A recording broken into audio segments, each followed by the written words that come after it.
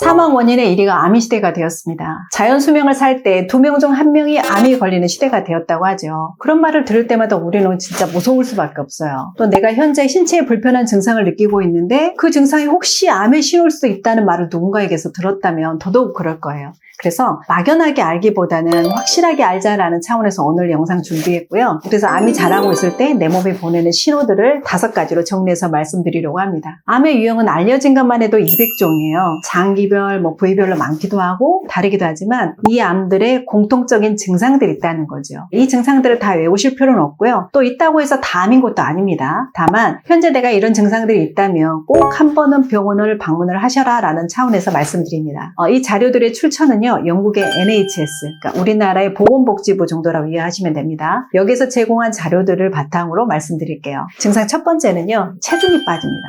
마치 당뇨가 진행된 것처럼요. 그리고 또 어떻게 주체할 수 없을 만큼 피곤하기도 합니다. 이 암세포는요, 어마어마하게 먹어치우는 세포예요. 그러니까 자신의 세력을 확장시켜야 되니까요, 계속해서. 이렇게 많이 먹기도 하는데 동시에 굉장한 편식쟁이이기도 합니다. 주로 포도당만 먹어치워요. 물론 암종에 따라서 단백질이나 지방을 주 에너지원으로 삼기도 합니다. 하지만 거의 대부분은요, 이 포도당을 주 에너지원으로 삼아요. 무려 정상세포보다, 건강한 정상세포보다 8배의 포도당을 먹어치웁니다. 8배를 먹어버리니까 상대적으로 정상세포들은 어때요? 굶주릴 수밖에 없는 거예요. 이 포도당은요, 건강한 정상세포의 주 에너지원이기도 하니까요. 그러니까 이 포도당을 암세포에게 일방적으로 뺏기고 있으니까 체중이 줄 수밖에 없어요. 먹어도 암세포에게 다 뺏기니까요. 그리고 이어서 오는 증상이 피로감인 거죠. 그러니까 체중이 빠지는 이유와 마찬가지로 이 포도당을 다 뺏기고 있으니까 에너지를 만들려고 해도 만들 수가 없는 거예요. 그래서 일반적인 그런 익숙한 내가 일을 많이 해서 피곤하구나 하는 그런 피로감이 아니라 굉장히 극복하기 힘든 피로감을 호소하는 경우가 많아요.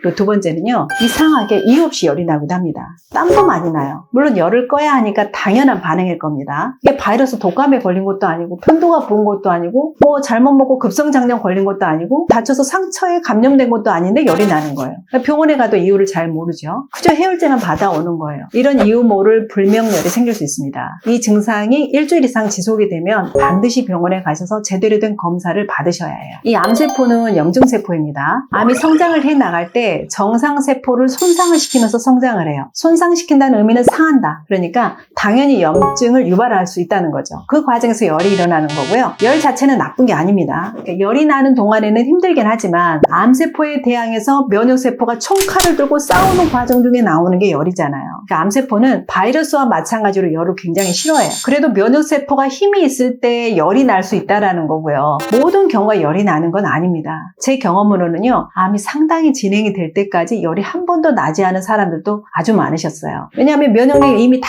바닥을 쳐버렸어. 면역세포가 기능을 못해요. 힘이 없어서. 그러면 암세포가 염증을 일으키든지 말든지 나는 맞서 싸울 기운이 없어. 이런 포지션을 면역세포가 취해버리면 열이 일어나지 않고 조용히 암세포에게 그냥 몸이 잠식당하는 거예요. 그 다음 세 번째는요, 출혈이 예전보다 더 자주 생길 수 있습니다. 또는 출혈이 아니라도 이곳저곳 멍이 많이 들 수 있어요. 그러니까 다친 격도 없는데 멍이 드는 거예요. 가장 흔한 게 코피예요. 또는 멍이 든 곳에 궤양이 생기는 거예요. 그리고 잘 나지도 않고요. 간혹 잇몸 출혈이 생기고요. 양치질만 하면 그래서 칫솔이 빨개지는 경우, 그 다음에 사과를 한 입 베어 먹었는데 피가 배어 나오기도 하고, 대변을 볼 때 흑색변을 보거나 빨간 변이 나오기도 하고, 또 소변이 빨갛게 나오기도 합니다. 이런 경우는 암이 전이가 되면서 혈관을 손상시키기 때문에 그렇습니다. 위암, 대장암, 췌장암 이런 소화기암은 대변적으로 출혈이 생기고요. 방광암인 경우는 소변적으로 출혈이 생깁니다. 그런데 이런 증상들은 이미 암이 상당히 진행이 되었다라는 신호일 수도 있습니다. 그리고 네 번째는요, 이유 없이 어느 부위가 많이 아파요. 통증 부위는 암이 생기는 부위에 따라서 차이가 있을 수 있습니다. 예를 들면 머리가 아프다, 목이 아프다, 유방이 아프다, 명치가 아프다, 항문이 아프다 그럴 수 있어요. 그래서 언제부터인지는 잘 모르겠지만 통증을 진통제로 내가 다스리고 있다 그런다면, 그리고 이게 암 때문이라면 이것 또한 어느 정도 이미 진행이 되어 있을 확률이 높다라는 거고요. 물론 만성 통증의 이유가 암보다는 다른 이유가 더 많다라는 거 알고 계실 거예요. 다만 이렇게 원인 불명의 통증이 지속이 된다면 병원을 꼭 가보셔야 된다라는 차원에서 말씀드립니다. 5번째는요, 바로 멍울입니다.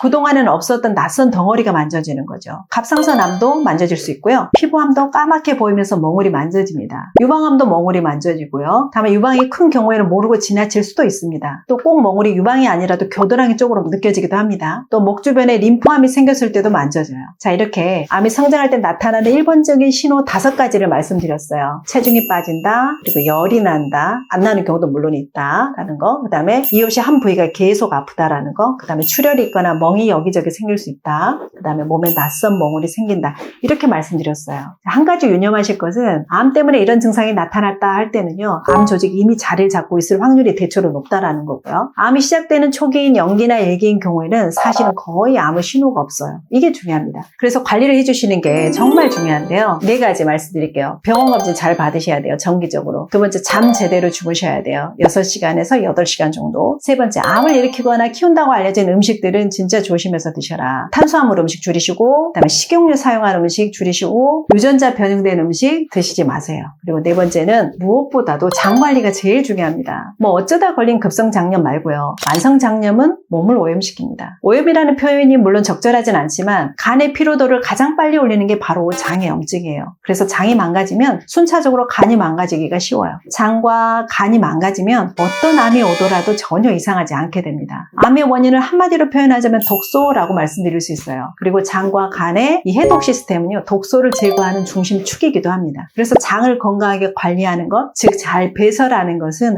아주 중요해요. 그러니까 잘 배설되지 않고 몸 안에 머무르게 되다 보면 그게 뭐가 됐건 염증이 돼서 쌓이고, 쌓인 게 굳어지고, 굳어진 게 결국은 단단해지면서 덩어리가 됩니다. 이게 암이 될 수도 있다라는 거죠. 암 전문의들이 공통적으로 하는 말이 있습니다. 생존율을 결정하는 가장 절대적 조건 중에 하나는 암의 기수라고 말을 합니다. 병원 검진 제때 받으셔서 혹시 모를 치료 시기를 놓치지 마시기 바랍니다. 여기까지 하겠습니다. 감사합니다.